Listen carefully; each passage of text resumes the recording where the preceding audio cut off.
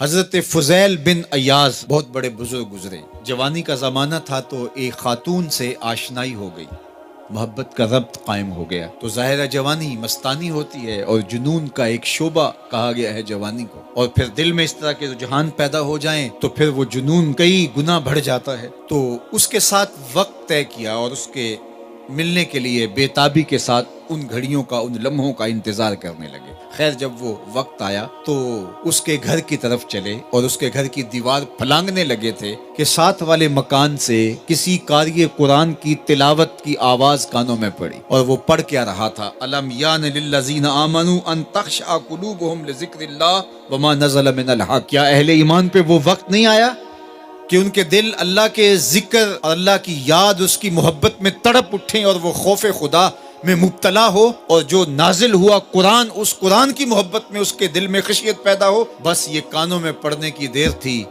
کہ دوبارہ گلی میں چھلانگ لگائی اور کہا میرے اوپر وہ وقت آ گیا ہے، اور جنگلوں کو روتے ہوئے نکلے. اور حضرت فضیل بن ایاز پھر ولیوں کے امام قرار پائے. اس آیت نے ان کی زندگی بدل دی. کسی کی 30 سال، کسی کی 40 برس، کسی کی 50 سال، کسی کی 60 سال زندگی یہاں موجود لوگوں میں سے کسی کی اس سے بھی زیادہ اور کسی کی کم.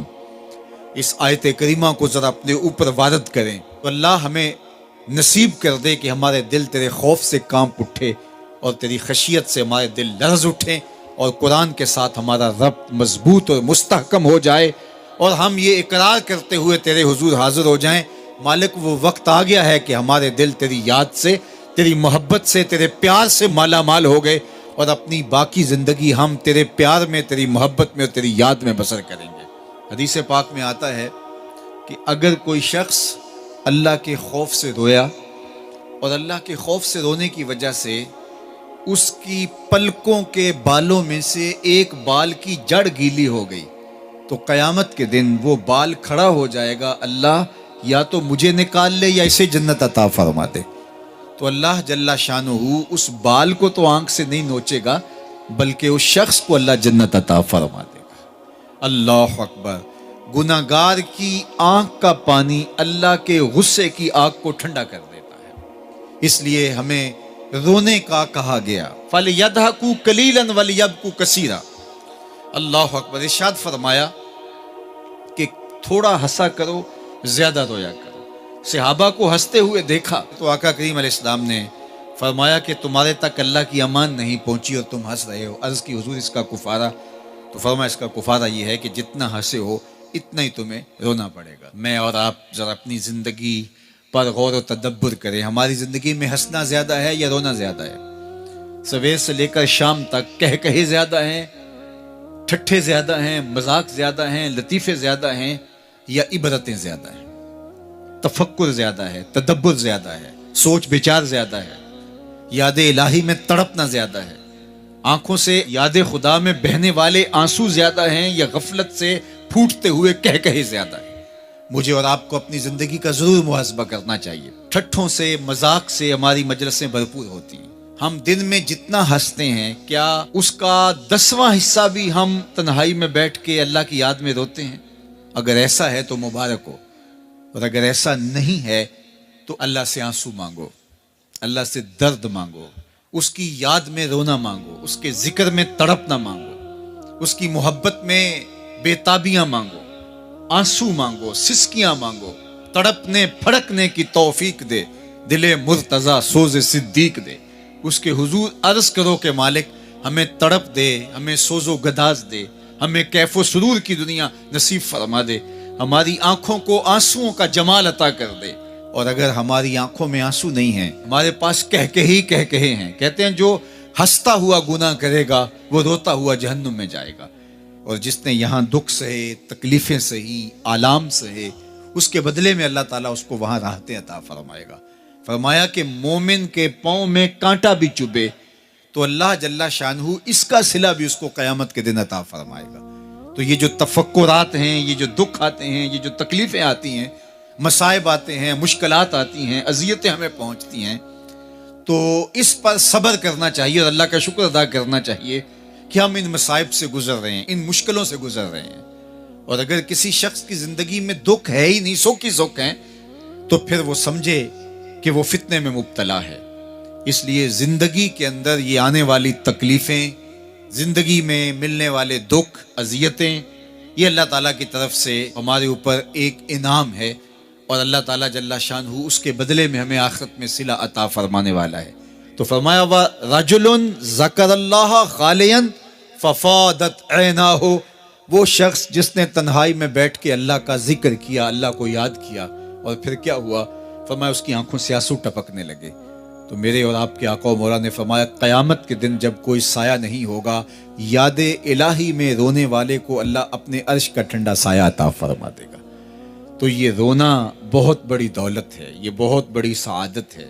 ہمارے بعض وہ ملنگ بابے جو ہوتے ہیں وہ کہتے ہیں جی نماز پڑھنے کا حکم نہیں دیا گیا، نماز قائم کرنے کا حکم دیا گیا ہے، ہم نے دل کی قائم کی ہوئی ہے۔ یہ ان کی خود ساختہ توجیہ ہے۔ نماز قائم کرنے کا حکم اہل ایمان کو دیا گیا حضور کی وساطت سے، اور حضور علیہ السلام کو حکم دیا گیا کہ نماز قائم کریں۔ تو آقا کریم علیہ السلام سے بہتر اس کا مفہوم کون سمجھ سکتا ہے؟ تو آقا کریم نے رکوع اور سجود والی نماز پڑھی اور قیام نماز کا عملی اظہار لوگوں کے سامنے رکھا۔ پھر اس کے اندر کیفیت کس قدر ہو تو یہ پھر جتنی قربت اللہ کی بندے کو نصیب ہوگی اس قدر وہ آگے بڑھتا چلا جائے گا۔ تو یہ باطل توجیہات، یہ جاہل لوگوں کی، جس کے بدن سے بدبو کے ببوکے پھوٹ رہے ہوں اور جس کے جسم میں جوئیں پڑی ہوں اور جس نے 6 سال سے غسل نہ کیا ہو، وہ اس اعتماد سے کہہ رہا ہوتا ہے ہم نے قائم کی ہوئی ہے، ہم نے دل کی قائم کی ہوئی ہے۔ اللہ اکبر۔ تو یہ اس معاشرے میں ایسے لوگوں کو ماننے والے اور ایسے لوگوں کی باتوں کو غور سے سننے والے اور ان جاہلانہ باتوں کو معرفت کی باتیں قرار دینے والوں کی کمی بھی نہیں ہے۔